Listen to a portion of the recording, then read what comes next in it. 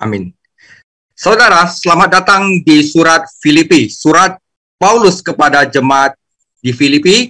Ini adalah surat yang sangat menarik sekali, saudara. Di dalamnya nggak banyak doktrin, nggak banyak ajaran, tapi ini adalah surat yang penuh dengan emosi, surat rasa terima kasih, dan surat yang dipenuhi dengan rasa sukacita.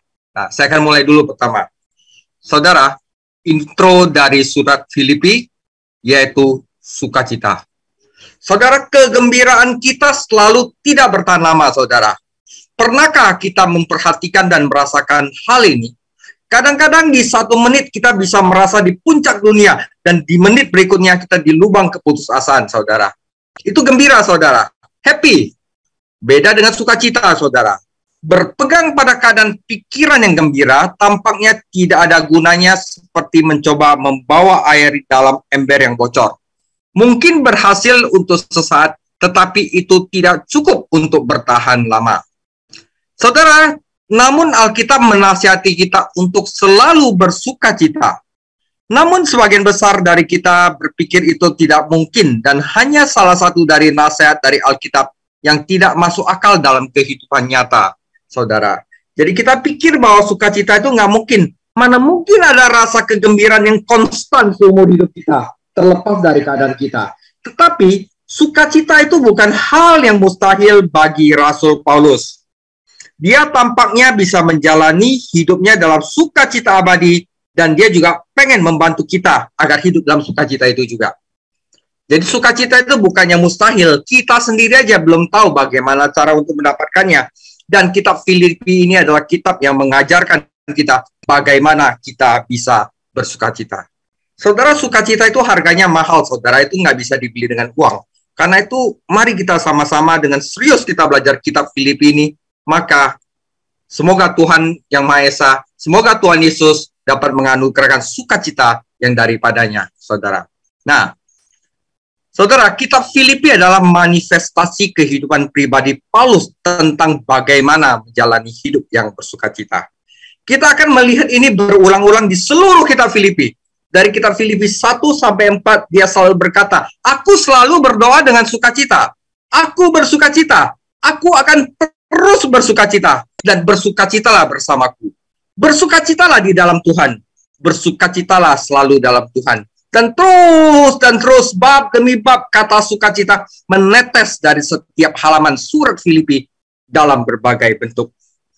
Nah, ini membuat orang berpikir dan bertanya-tanya, bagaimana Paulus melakukannya, bagaimana Paulus selalu bersukacita, bagaimana Paulus hidup dalam keadaan sukacita yang konstan.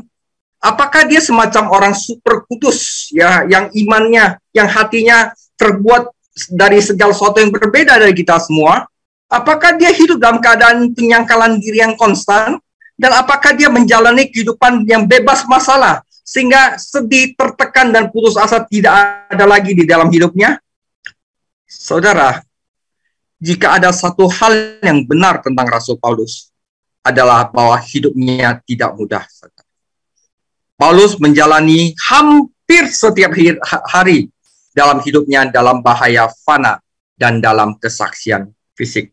Buktinya mana, saudara? Nah, buktinya sendiri ditulis dalam kitab suci, yaitu di dalam 2 Korintus 11 ayat 23 sampai 27, Paulus merangkum kenyataan pahit hidupnya sebagai rasul.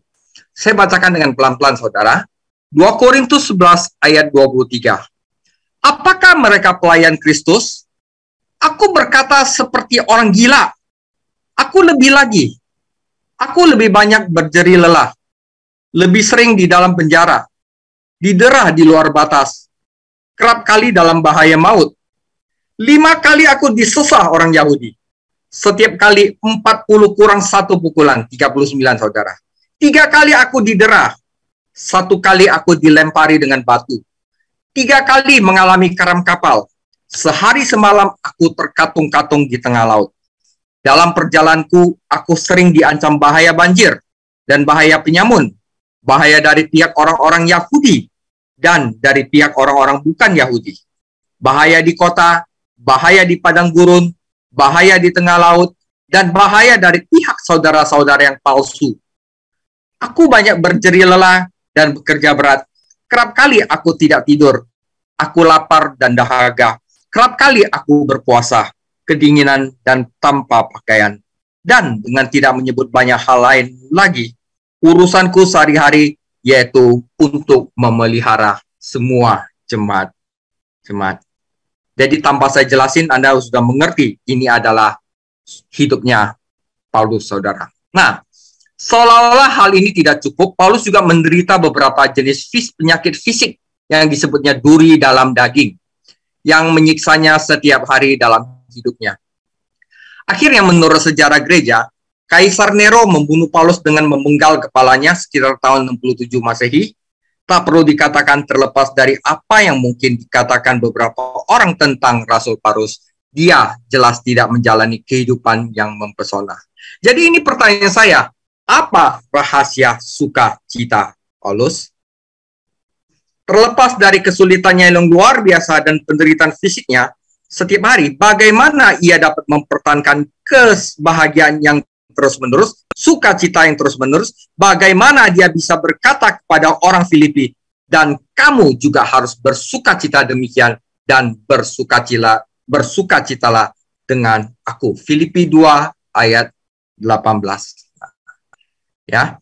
Jadi dalam pembahasan pembuka ini, saudara, saya tidak akan mengungkapkan kepada Anda semua rahasia sukacita Paulus sekarang, tetapi saya akan memberi petunjuk big picture.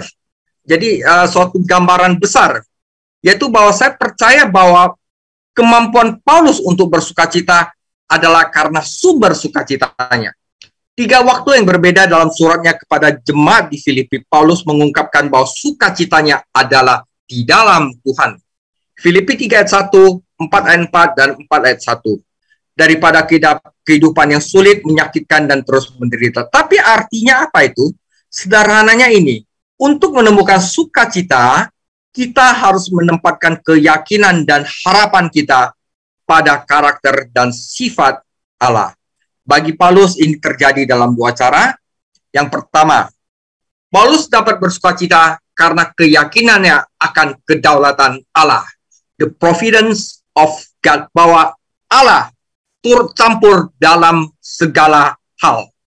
Jadi seringkali kita nyanyi, jika Allah memelihara kita, satu rambut kita pun terjatuh, tanpa seizin Dia tidak akan terjatuh. Nah, itu artinya apa? Kita percaya akan kedaulatan Allah. Jadi kalau Allah itu baik sama kita, kenapa kita harus takut? Karena kita tidak takut, kita dapat bersukacita. Anda lihat Paulus percaya bahwa apapun yang terjadi padanya, Tuhan memegang kendali atas hidupnya, dan Tuhan tidak pernah tertidur di belakang kemudi, saudara.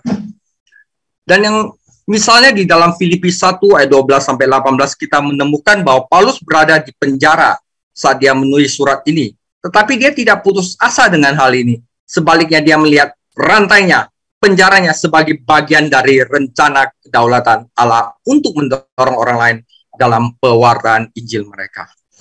Kita lihatlah apa yang dia katakan. Karena rantai penjara saya, sebagian besar saudara dalam Tuhan telah didorong untuk berbicara firman Tuhan dengan lebih berani dan tanpa rasa takut. Karena Paulus dapat melihat rantainya dari sudut pandang kedaulatan Allah, ia dapat bersukacita. Dia tidak melihat pemenjaranya sebagai gangguan dalam pekerjaannya untuk mewartakan Injil, melainkan dia melihat semuanya berjalan sesuai dengan rencana kedaulatan Tuhan.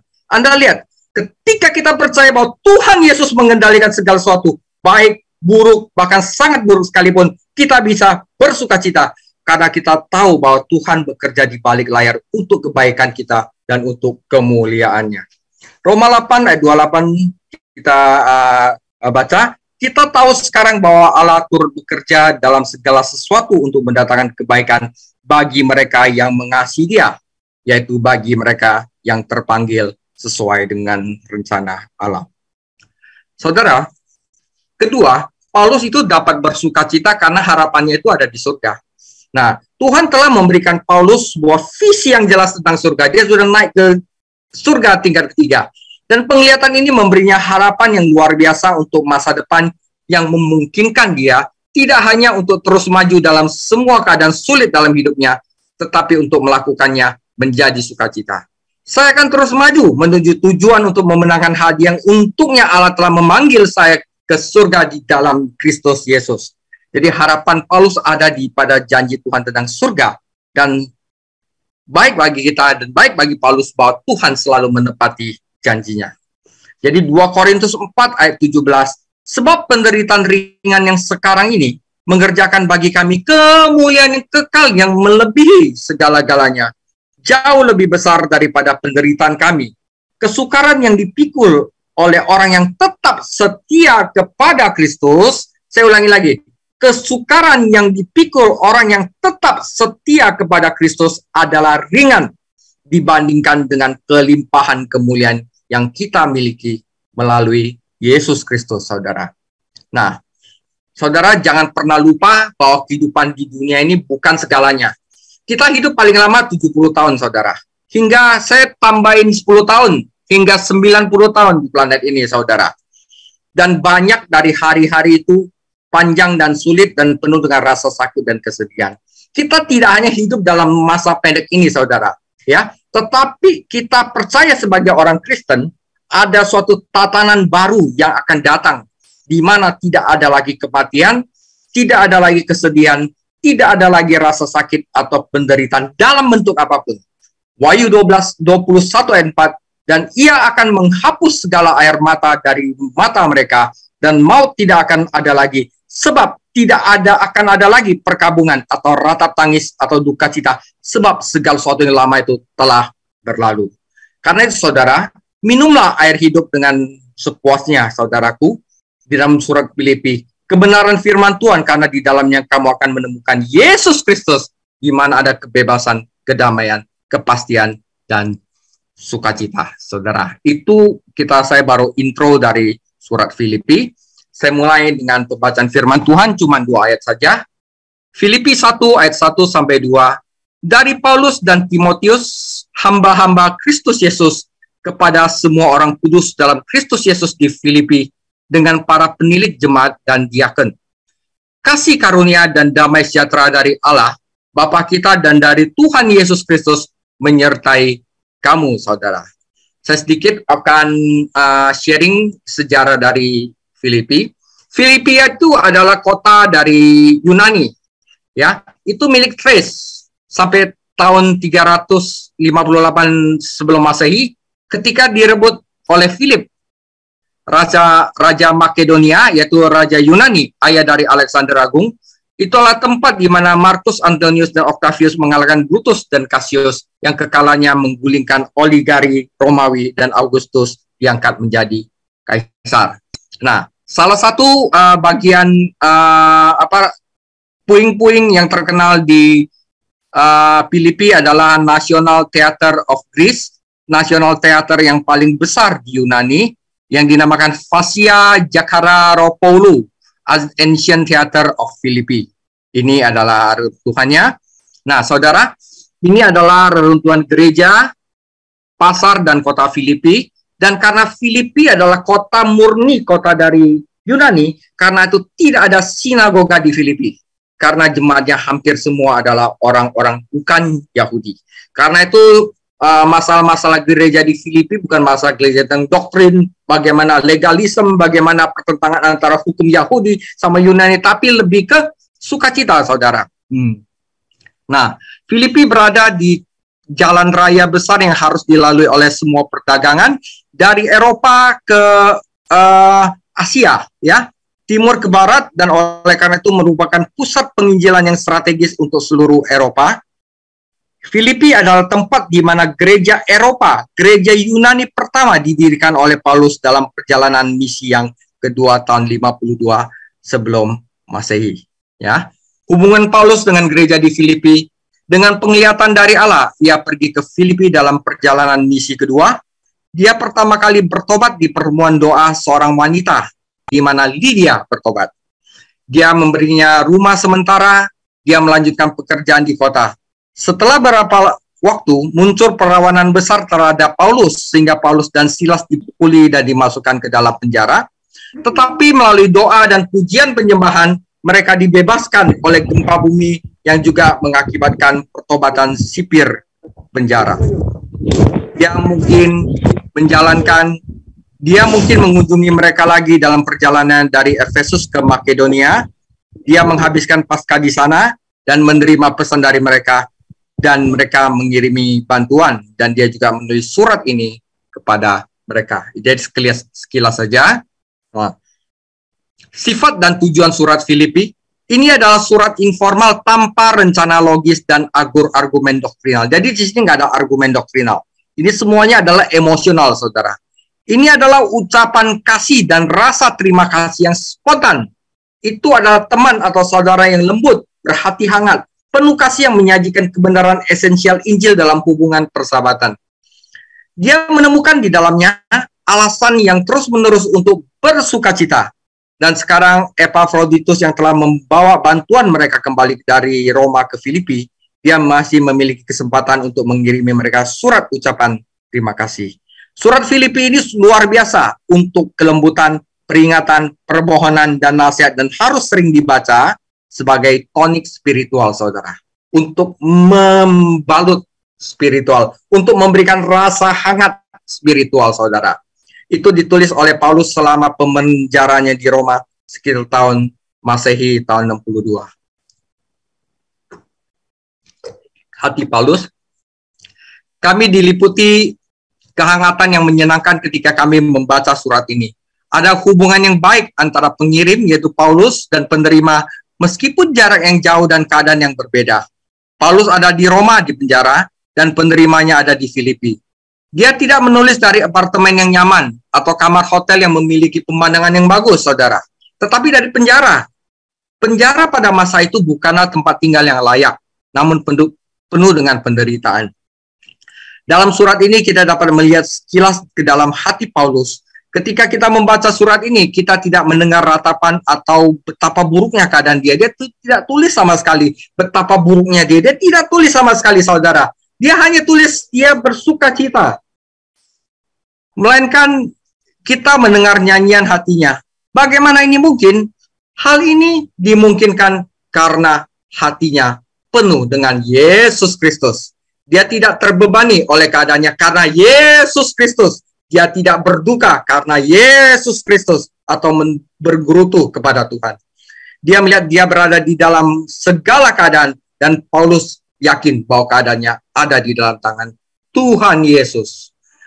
Ketika kita bisa melihat hidup kita dari perspektif seperti Paulus lihat ini, kita tidak akan bisa diintimidasi oleh siapapun. Namun seringkali hal itu tidak terjadi dalam kehidupan praktis kita.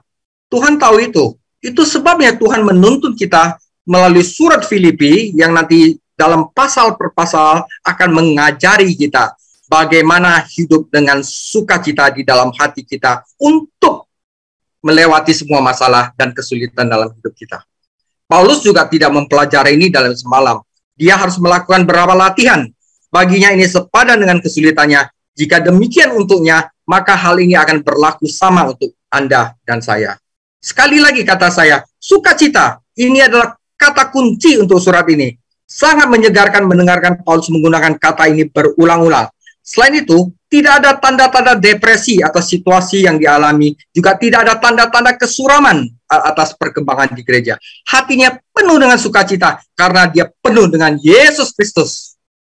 Ada juga sukacita karena orang Filipi tidak melupakan dia. Paulus sangat menghargai bukti kasih mereka kepadanya. Betapa senangnya perasaan ketika orang lain menunjukkan bahwa mereka tidak melupakan kita dan bahwa mereka berempati dengan saudara. Nah, saudara, dalam kesempatan ini saya ingin juga sharing ada pencuri yang merampok sukacita kita. Yang pertama adalah keadaan, saudara. Keadaan adalah pencuri yang merampok sukacita kita. Sebagian besar dari kita harus mengakui bahwa ketika segala sesuatu berjalan dengan keadaan kita, keinginan kita merasa jauh lebih bahagia dan kita jauh lebih mudah untuk hidup bersama. Tetapi apakah Anda pernah berhenti untuk mempertimbangkan betapa sedikit keadaan kehidupan yang benar-benar berada di bawah keinginan kita, berada di bawah kendali kita? Jadi apakah jika keadaan itu bukan karena keinginan kita akan dirampok sukacitanya? Kita tidak bisa memiliki keadaan atas cuaca, atas lalu lintas di tol, ya, atau hal-hal yang dikatakan, hal-hal yang harus dikatakan atau dilakukan orang lain terhadap kita.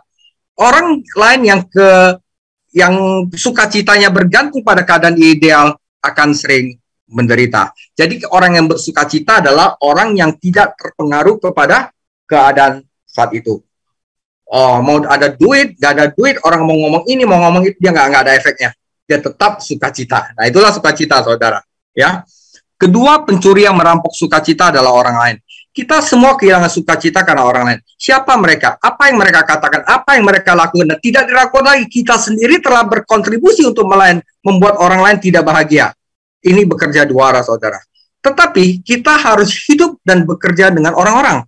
Kita tidak bisa mengisolasi diri sendiri, mengasingkan diri sendiri. Gereja tidak boleh terisolasi. Tetapi gereja harus masuk ke dalam masyarakat dan tetap hidup untuk memuliakan Kristus. Kita adalah terang dunia dan garam dunia. Namun terkadang cahaya menjadi redup dan garam menjadi pahit karena orang lain. Apakah ada cara untuk bersukacita terlepas dari orang lain? Ya, saudara. Yang ketiga adalah harta. Harta bisa merampok sukacita.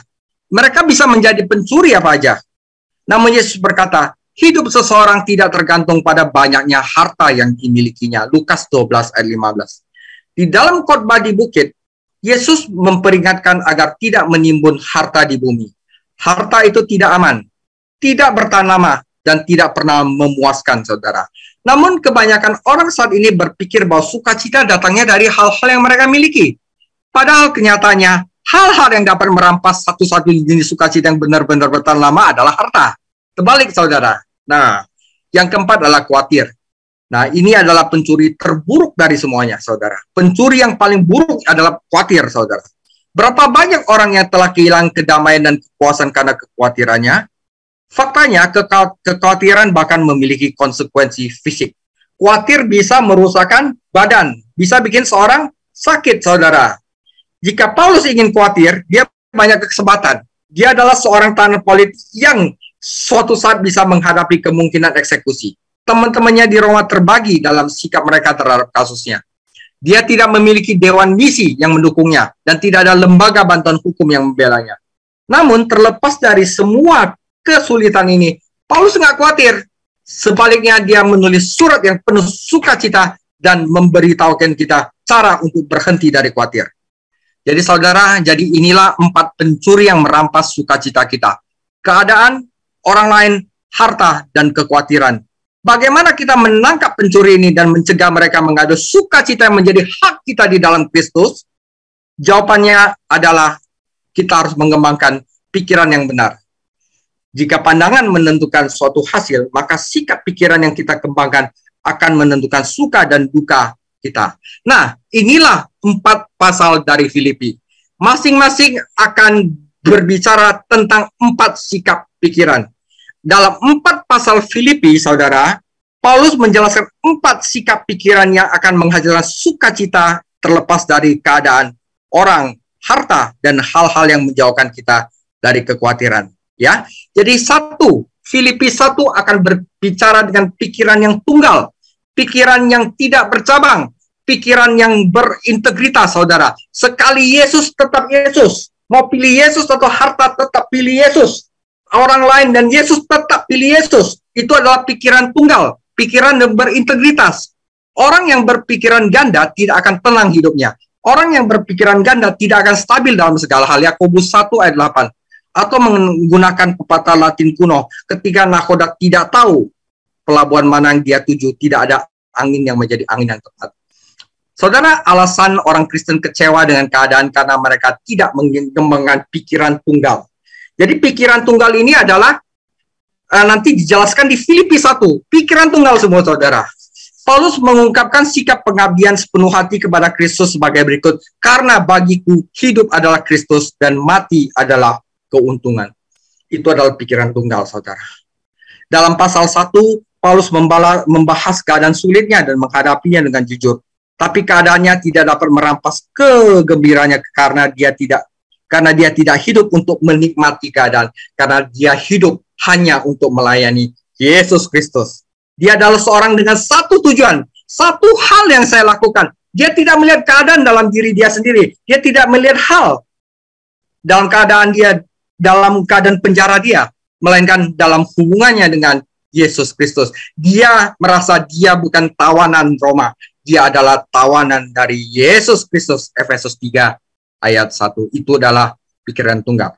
Rantai yang dikenakannya adalah ikatanku di dalam Kristus, bukan ikatanku di dalam penjara. Dia tidak menghadapi pengadilan sipil, dia ditetapkan untuk membela Injil. Dia tidak memandang Kristus melalui keadaannya. Sebaliknya dia melihat keadaannya melalui Kristus, dan ini mengubah segalanya. Jadi saudara, ketika seorang Kristen berpikiran yang berintegritas, berpikiran tunggal, dia memperhatikan persekutuan Injil.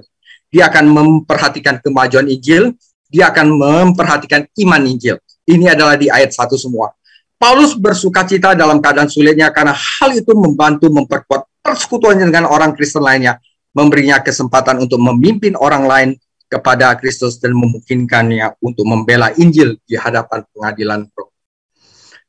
Kedua, saudara, 4 sikap untuk menjaga sukacita Anda adalah pikiran yang tunduk, pikiran yang rendah hati, saudara. Ya, jadi Filipi 2 itu akan membahas segala sesuatu dengan pikiran yang rendah hati. Filipi 1 pikiran yang tunggal, Filipi 2 adalah pikiran yang rendah hati. Bab ini berfokus pada orang-orang dan kuncinya mengatakan, jangan sampai terjadi perselisihan atau keangkuhan di antara kalian, tetapi dalam kerendahan hati hendaklah masing-masing menganggap orang lain lebih baik atau lebih penting daripada diri mereka sendiri. Dalam pasal 1, Paulus mengutamakan Kristus. Dalam bab ini dia menempatkan orang lain di urutan kedua, yang berarti dia menempatkan dirinya terakhir. Alasan orang-orang sangat mempermalukan kita biasanya karena kita tidak memiliki cara untuk merendahkan hati kita sendiri. Jika kita menjalani hidup dengan mengutamakan diri kita sendiri, egois, orang lain juga menjalani hidup dengan mengutamakan diri mereka sendiri, maka akan banyak titik pertempuran yang hebat. Tetapi orang Kristen dengan pikiran yang tunduk tidak mengharapkan orang lain untuk melayani dia. Dia yang melayani orang lain. Dia menganggap kebaikan untuk orang lain lebih penting daripada rencana dan keinginan sendiri. Jadi dalam pasal 2, nanti di bab 2, Filipi 2, kita akan menemukan 4 contoh luar biasa dari pikiran yang rendah hati, pikiran yang tunduk, yaitu Yesus Kristus sendiri, Paulus, Timotius, dan Epaphroditus. Masing-masing contoh ini akan membuktikan prinsip, karena barang siapa yang meninggikan dirinya akan direndahkan, dan barang siapa merendahkan diri akan ditinggikan, saudara. Itu adalah Filipi yang kedua. Filipi 3 adalah pikiran yang berpikir ke arah atas. Berpikiran spiritual, berpikir ke arah rohani, berpikiran di atas, saudara. Yang ketiga adalah pikiran spiritual, yaitu dengan mengenal Yesus. Yang ku kehendaki adalah mengenal dia. Yang ku kehendaki adalah mengenal Yesus. Ya, 11 kali dalam pasal ini Anda menemukan Paulus menggunakan kata benda. Ini menunjukkan bahwa kebanyakan orang memikirkan hal-hal duniawi. Tetapi orang Kristen yang berpikiran rohani memperhatikan hal-hal surgawi. Karena kewarganegaraan kita ada di surga, dan dari situlah kita mencari juru selamat kita, Tuhan Yesus Kristus. Orang yang berpikiran spiritual akan melihat hal-hal dunia dari sudut pandang surgawi, dan betapa bedanya itu, dan itu akan menurunkan yang namanya sukacita, saudara. Pencarian akan sesuatu merampas kebahagiaan orang lain, ini termasuk orang Kristen. Kita ingin memiliki sesuatu, dan kemudian kita menemukan bahwa segala sesuatu memiliki kita. Satu-satunya cara menuju kemenangan dan sukacita adalah memiliki pikiran yang ke atas, pikiran rohani, pikiran yang selalu mau mengenal Yesus dan melihat segala sesuatu dari sudut pandang Tuhan Yesus. Seperti Paulus, kita menjadi akuntan dengan nilai yang benar, nilai surgawi, atlet dengan kekuatan yang tepat, yaitu kekuatan surgawi, dan orang asing dengan visi yang benar, yaitu visi dari surga, saudara. Yang keempat adalah pikiran yang damai. Nah, yang keempat adalah di Filipi 4, yang 4 sikap yang menjaga sukacita kita adalah kita tidak khawatir. Bagaimana tidak khawatir? Kita harus mengembangkan yang namanya rasa cukup, saudara. Ya, khawatir sebenarnya adalah pemikiran yang salah dan perasaan yang salah tentang keadaan orang dan hal-hal. Jadi kita yang memiliki pikiran tunggal, pikiran tunduk, dan pikiran spiritual, kita seharusnya tidak memiliki banyak masalah dengan kekhawatiran. Yang kita butuhkan hanyalah sesuatu untuk menjaga hati dan pikiran agar tidak masuk di dalam kekhawatiran. Paulus menggambarkan pikiran yang aman, yaitu damai sejahtera Allah yang melampaui segala akal akan memelihara hati dan pikiranmu oleh Kristus Yesus. Filipi 4 ayat 7.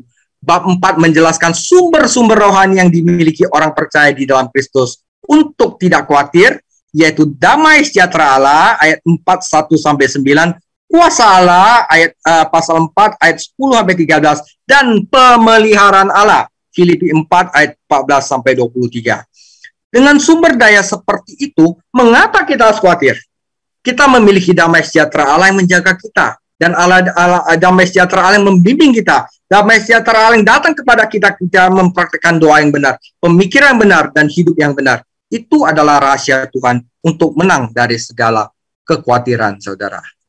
Jadi, saudara, ini adalah rahasia sukacita yang akan dipresentasikan di seluruh kitab Filipi, di mana rahasianya pertama adalah pikiran yang tunggal di Filipi 1, yaitu pikiran yang berintegritas dan tidak mendua hati, saudara. Filipi 1 ayat 21, karena bagiku hidup adalah Kristus dan mati adalah keuntungan. Kedua adalah pikiran yang rendah hati, pikiran yang tunduk. Ya, Filipi 2 ayat 3, sebaliknya hendaklah dengan rendah hati seorang menganggap yang lain lebih utama pada dirinya sendiri. Yang ketiga adalah pikiran yang mengenal Kristus, yang ingin mengenal Kristus, merenungkan firman Tuhan. Filipi 3 ayat 10, yang ku kehendaki ialah mengenal Dia dan kuasa kebangkitannya dan persekutuan dalam penderitanya, di mana aku menjadi serupa dengan Dia di dalam kematiannya. Yang keempat adalah pikiran yang aman, yaitu tidak khawatir dan memiliki rasa cukup. Filipi 4 ayat 6, janganlah hendaknya kamu khawatir tentang apapun, tetapi nyatakanlah dalam segala keinginanmu kepada Allah dalam doa dan permohonan dengan ucapan syukur. Jadi ini semua adalah rahasia untuk bersukacita. Selesai kitab Filipi sebenarnya, saudara. Ya, tapi kita akan bahas satu persatu nanti, mulai dari Filipi 1, 2, 3, dan 4 di pembahasan berikutnya. Nah, sebagai refleksi, saudara, survei cepat terhadap surat Filipi seharusnya meyakinkan kita bahwa adalah mungkin. Jadi, saudara, mungkin untuk menjalani kehidupan sukacita Kristen terlepas dari keadaan orang, harta, dan kita tidak perlu khawatir ketika perjalanan sulit. Tetapi bagaimana kita menerapkan semua ini dalam kehidupan kita? Berikut adalah 4 langkah untuk membantu Anda mengingat kebenaran ini. Pertama, pastikan Anda seorang Kristen. Pastikan Anda lahir baru. Paulus menulis surat ini kepada semua orang kudus di dalam Kristus Yesus. Kata kudus itu secara sederhana berarti yang dipisahkan. Ketika Anda memberikan diri Anda kepada Yesus Kristus, Anda tidak lagi menjadi milik dunia. Anda adalah milik Yesus Kristus dan telah dipisahkan untuk kemuliaannya. Dan semua pasal di kitab Filipi dimulai dengan di dalam Kristus atau di dalam Tuhan. Anda tidak dapat memiliki pikiran tunggal, pikiran yang berintegritas, pikiran yang tidak bercabang, atau pikiran yang merendahkan hati, saudara, ya, pikiran rohani atau pikiran aman, ya, kecuali jika Anda adalah milik Yesus Kristus. Jadi kalau Anda bukan milik Yesus Kristus, Anda tidak mungkin memiliki pikiran demikian. Jika Anda ingin memiliki pikiran yang tunggal, pikiran yang rendah hati, pikiran yang spiritual dan pikiran aman, Anda harus menjadi milik Yesus. Bagaimana seorang menjadi anak Tuhan? Paulus menjawab pertanyaan itu ketika dia berada di penjara Filipi. Percayalah kepada Tuhan Yesus dan engkau akan selamat. Selanjutnya baca Kisah Para Rasul. Kedua, akuilah bahwa kegagalan kita. Jika kita telah memiliki pikiran yang kiri kanan, pikiran yang bercabang, ya, mendua hati, ya, kita adalah orang yang sombong, kita berpikiran yang selalu berpikiran duniawi, dan kita selalu berpikir dengan penuh kekhawatiran, ya, kita harus akui dosa kita. Dan semakin cepat kita mengakuinya kepada Tuhan Yesus, semakin juga cepat sukacitanya memenuhi hidup kita. Beberapa orang sebenarnya bangga dengan fakta mereka khawatir. Wah, saya harus khawatir ini, saya harus bekerja lebih keras, saya segini. Kadang-kadang orang bangga atas khawatir mereka, lucu gitu. Tetapi sebenarnya Tuhan bilang, janganlah engkau khawatir akan hari esok. Ya, burung di udara pun Tuhan pelihara. Oke. Yang ketiga, serahkanlah pikiran Anda kepada Kristus setiap hari. Mintalah kepada Dia untuk memberikan Anda pikiran yang tunggal, pikiran yang tunduk, pikiran spiritual, dan pikiran yang aman. Dalam bab berikutnya, kita akan menjelaskan cara bagaimana pikiran ini berfungsi dalam kehidupan Kristen. Jadi kita ikutin aja nanti pembahasannya. Ketika Anda mendapati diri Anda kehilangan sukacita di siang hari, catatlah, apakah saya memiliki pikiran yang bercabang? Sudahkah saya rendah hati? Apakah saya mengenggam sesuatu dari dunia ini? Apakah saya khawatir? Jika bersalah, maka akuilah dosa Anda saat itu juga. Dan minta Tuhan Yesus untuk memulihkan pikiran Anda sebagaimana mestinya. Dan yang terakhir, saudara, belajarlah mengenal Kristus. Anda akan menemukan selama pembelajaran ini bahwa Tuhan akan memberikan Anda ujian rutin. Jadi kalau Anda belajar ini, maka Anda akan diberikan langsung ujian dalam kehidupan sehari-hari Anda untuk membantu Anda mengembangkan sikap rohani Anda. Belajar dan hidup berjalan bersama, dan Dia akan memberi Anda hikmat yang Anda butuhkan untuk setiap persoalan. Saudara, jadi saat Anda mempraktikkan sikap yang benar, Anda akan menemukan sukacita yang mendalam mengalir di hati Anda. Sukacita itu terlepas dari keadaan, terlepas dari orang lain, terlepas dari harta, dan sukacita yang mengalahkan kekhawatiran dan memenuhi Anda dengan damai sejahtera Anda. Saudara, demikian sharing saya mengenai survei cepat kitab Filipi. Tuhan Yesus memberkati. Minggu depan kita akan mulai dengan pembahasan pikiran tunggal di dalam sukacita dalam persekutuan Kristen sejati yang diambil dari Filipi 1 ayat 3 sampai 11. Tuhan Yesus memberkati saudara.